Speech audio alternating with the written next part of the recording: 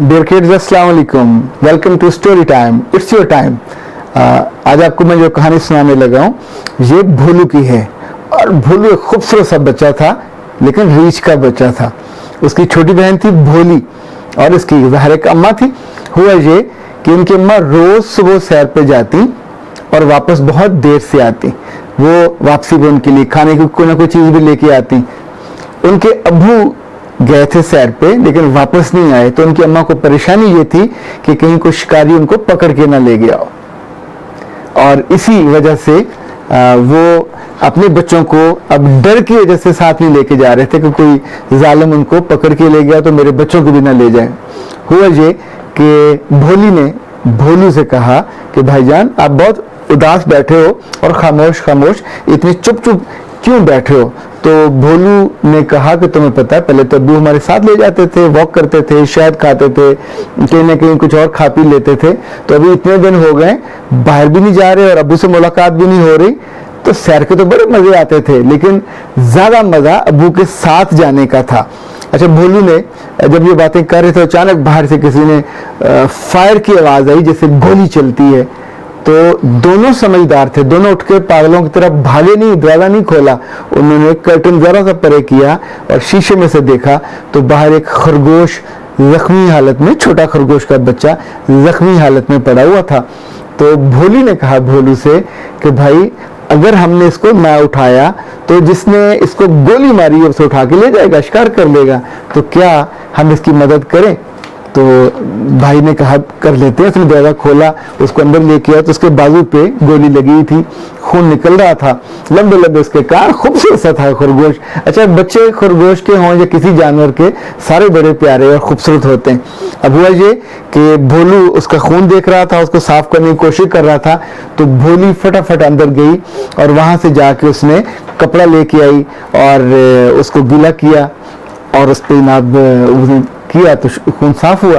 फिर उसे याद आया कि उसकी अम्मी ने कहीं शहद रखा हुआ है। शहद सिर्फ खाने के काम नहीं आता, जख्म पर लगाने के काम भी आता है, एंटीसेप्टिक होता है, तो जख्म वहां से रुक जाता है।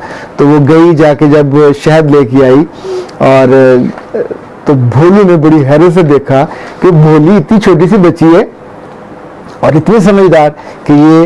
तो भोली ने फिर उसकी मुस्कुराहट को जान ली। उसने कहा हाँ, ये मैंने अपनी अम्मा को ये करते देखा था। और समझदारी यही होती है कि जो माँ बाप करें, बच्चों को गौर से समझ से देखना चाहिए कि ऐसे मौकों पे वो क्या करते हैं। अच्छा, इसी दौरान उन्होंने उसको पट्टी वट्टी करके थोड़ा खिलाया और लिटा दिया। वो लेट गया, सोने लगा। और जब वो सो रहा था, सोने के करीब जा रहा था खरगोश का बच्चा, तो उसने देखा कि दोनों बहन भाई जितनी प्यार से, जितनी मोहब्बत से आपस में बातें कर रहे हैं, उसे बहुत शर्मिंदगी हुई, क्योंकि वो अपने घर में अपनी बहन भाइयों के साथ बदतमीजी से बात करता था। तो उसे ये बहुत अच्छा भी लगा, लेकिन साथ शर्मिंदगी भी हुई। अच्छा, फिर वो आराम से सो गया। कुछ देर के बाद जब वो सो रहा था तो दरवाजे पर दस्तक हुई। भोलू ने दरवाजा खोला, क्योंकि ये उनकी अम्मा की दस्तक थी, वो उस दस्तक को पहचानते थे। तो जब वो दरवाजा खोलने जा रहा था तो खरगोश ने उठ के कहा कि ना खोलना, ना खोलना, कि शिकारी ना हो, मुझे पकड़ के ना ले जाए। तो उन्होंने कहा नहीं, ये शिकारी नहीं है, ये दस्तक हमारी अम्मा की है, वो इस तरह दस्तक देती हैं। तो जब उनकी अम्मा अंदर आ गई और उन्होंने आके खरगोश के बच्चे को देखा, उन्हें अच्छा लगा कि उनके बेटे और बेटी ने उसकी मदद की।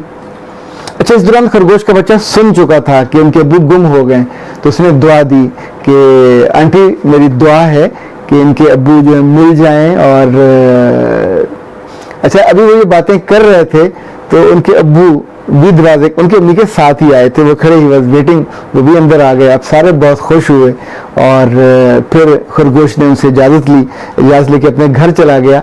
अब अगला काम बड़ा मज़ेदार हुआ। उसने जाके अपनी वालदा के गले लगा और रोना शुरू कर दिया। तो उसकी माँ ने कहा, बेटा क्या हुआ, तुम क्यों रो रहे हो?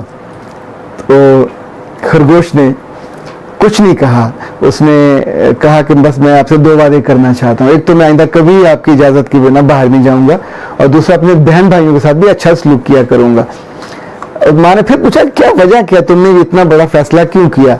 तो उसने फिर वजह बता दी, आज मैं जिस घर गया था वहाँ मैंने भोलू को और भोली को देखा और दे वर टू गुड, आपस में they are living together with love and care and they are respecting each other.